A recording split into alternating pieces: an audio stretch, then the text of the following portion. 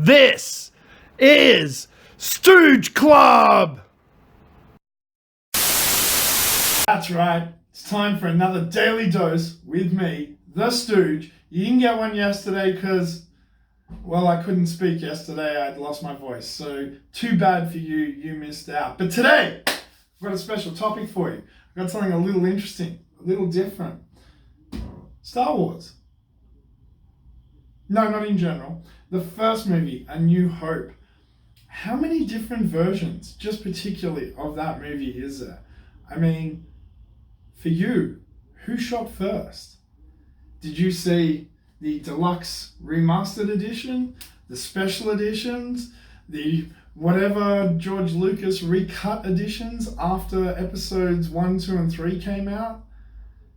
It depends on when you were born. It depends on if Greedo shot first on the VHS copy you had, or Han shot first.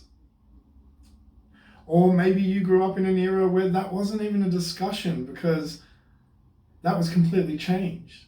And even in this edition, which, let's read the front here, digitally restored and remixed with, digitally restored and remastered, with new 5.1 surround sound. So this edition had the special effects brightened up, it had some lines changed, some scenes slightly edited. So even this is different to the VHS copies that I grew up with. And then you've got the de-specialized editions. If anyone has seen those, I have. They're the original VHS copies using, I think, these or close to these, and then taking out all the stuff that was added in, putting back the stuff that was removed, and changing it back so it was the original cut of Star Wars. And I mean, Fox has gone to a lot of trouble to reacquire the original.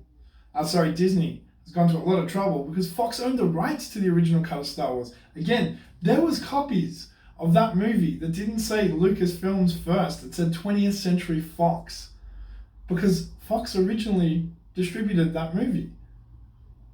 That's why he had to recut and remaster it, because Fox owned, well, George Lucas was speaking of here, of course, because Fox owned the original cut of that movie. That's one of the reasons that Disney bought Fox, was to reacquire the original cuts of the original Star Wars trilogy, because Fox owned the rights to some of that stuff, and that's a real pain. And just like they owned the rights to X-Men and Fantastic Four and all of that type of stuff, Disney had to buy a company to reacquire pieces of the Star Wars trilogy and pieces of the Marvel Universe. But that's a discussion for another day, the Marvel part of things, of course.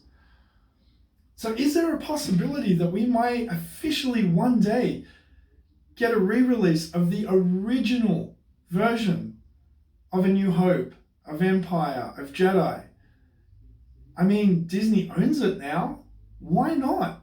Why not let people my age who got to see those? Because I was born in 1981. I grew up with the original cuts of these films before the 90s re-releases, which I went and saw at the cinemas because I love Star Wars. So an opportunity to see A New Hope, Empire, and Jedi and the movies before the new Star Wars films came out, ramping up to it those couple of years beforehand where they re-released them, it was magical. It was an amazing time. Seeing basically these versions of those films with updated visual effects and hearing the sound in 5.1 on a massive screen in the cinema. That was amazing. It was awesome, but it wasn't the cuts of the movie that I grew up with. Is there a possibility that one day, we might have Disney release the original versions of these films? I mean, just for a film historian point of view, to be able to compare them, not having to go download the despecialized version to sit them side by side and go, look at what originally was to what was when special effects became a thing. It'd be an interesting, I mean, a lot of comparisons have been done, obviously, but to have those films restored, the original cuts restored and released on Blu-ray in an amazing format so we could see them clearly, that would be awesome. But then again, for some people, that's meaningless because maybe you were born in the late 80s, so you grew up with the 90s cut of the films, which is these ones. So it doesn't mean anything to you. You're used to the bright special effects and the glorious, clear, crisp sound and the slightly changed scenes. Or maybe you were born in the 90s and you had the remastered special editions that came out after episode 1, 2, and 3, which are different again, where scenes are changed and things are changed, and Hayden Christensen's a Force Ghost in it, which is kind of disturbing. They took out Alec Guinness and put in Hayden Christensen and did all sorts of weird stuff with the Force Ghost. Not Alec Guinness, who'd they take out? They took out their Vader, and put in him. And why change that? There was just things that didn't need to be changed. But then there's a whole generation of kids that grew up with, that's their Star Wars. And who am I to argue with the fact that that's their Star Wars and they enjoyed it that way? Let me know what you think in the comments below. I think this is an interesting one for us to discuss. Until next time, may the Force be with you.